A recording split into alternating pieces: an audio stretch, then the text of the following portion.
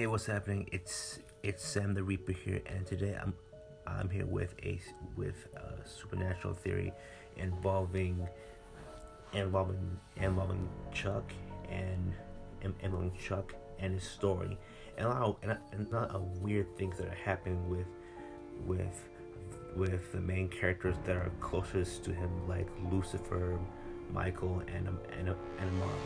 The every time we come to them, it seems as though it seems as if as if they knew the story would happen, and they're actually in on it with Chuck and and Amara, Lucifer, and Michael are actually playing everyone just just just by some lines that have been said in certain seasons. For example, when it comes to Lucifer, he seems to be following a prophecy not only made up by Chuck by the story for Dean to accept his mark, and Sam will be possessed by Lucifer again, and it'll also coming to ultimately Sam killing Dean,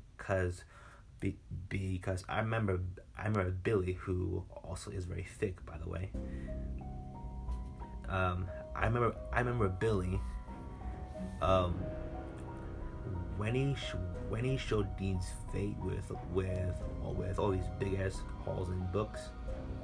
he he she excuse me she told Dean that all of the deaths were the same, all except one. It- and by the look on Dean's face, Dean was quite shocked on how his death was, and as the way Chuck said, and as Chuck was talking to Dean, that that the seven Deans in the other alternate universes thought one, but they did. So which means it doesn't matter how much Dean says he won't, or Sam says he won't. It's inevitable. And besides, since they practically need each other to escape their own dark sides, once one has a mindset to kill him, it's almost over, and they need someone else to save him. Like when Dean was about to kill Sam, like multiple times, Cassio had to come so I can knock knock him out. And when it came to Sam had a barrier in his mind by death. So what does Lucifer and Amara and Michael have to do with the boys, and how are they outside? Like the way, like, they can't act like they're outside of the story, like they come into the story, but they're actually also part of with the director. Like when Amara when Amara killed Chuck, she said it in the same way Chuck said it when he activated the apocalypse. Welcome to the end. Both versions. One, Chuck dying. The other one, Chuck activating the apocalypse with Jack dying. Which means Amara also planned it with Chuck, so that would happen also with Lucifer being ejected out. When it came to Lucifer, many times he said not to trust God because of what Lucifer did, and also for what Lucifer saw. But since no one in heaven believed them, which was pre-planned, it seemed as though Lucifer and Chuck also planned this, because Lucifer is way too smart to be in on a daddy issue between him and his father, because on the bright side of him being cast out, Lucifer became stronger, became his own person, and actually compared to Chuck, was never lonely, since he was with people a lot, and after being cast out and with pain, he was able to grow stronger, and he's able to be the Lucifer we all know and love.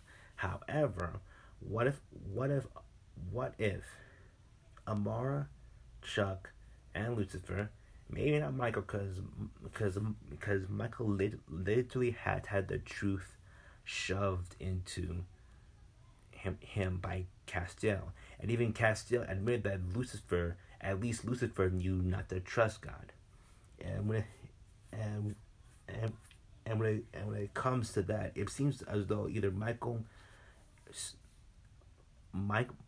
prepared to kill him, but since Michael is practically the power of God, that's he still could have blocked out Castiel's visions and memories. Well, memories, excuse me. But an interesting thing is that Michael probably knew, because he probably was ordered by God to shut off his memories of what Chuck, Lucifer, and Amara had in store for the supernatural story, which means all along Amara and Lucifer were playing the villains of the story, along with Michael, who is pretty much the anti-hero who has been hit hard and is now wandering off on his own. So, what do y'all think of this supernatural series? I'm also damn excited for the final. Let me know what y'all think in the comments, and don't forget to get reaped. I said reaped.